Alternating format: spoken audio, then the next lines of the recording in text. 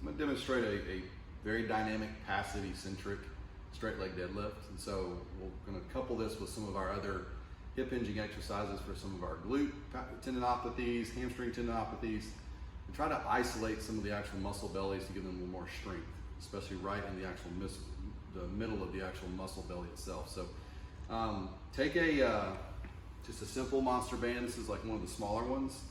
You're going to double it over like this, bring it up underneath the kettlebell, grab it just like this. So you have a handle to hold on to it. As you'll notice that it's going to kind of want to bounce up and down. And so you have to slow the movement as much as possible so that it doesn't get out of control.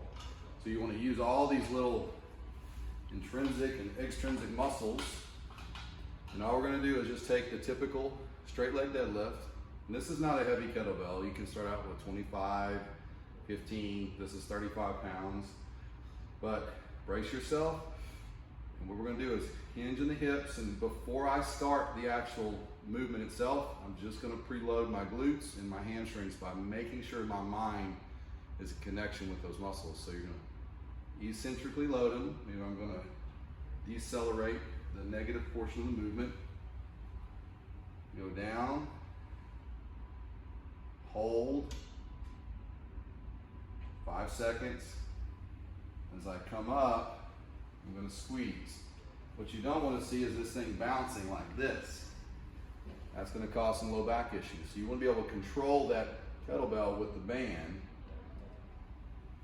Down. And slowly back up the same way. And secondly too, is that as you go down, as I'm externally rotating in the hips as I go down, make sure that you're not letting your knees fall inside the ankle joint like this. It's only going to put more added pressure into the knees and the low back. You're not going to protect anything, and we're not going to isolate the posterior chain like we want.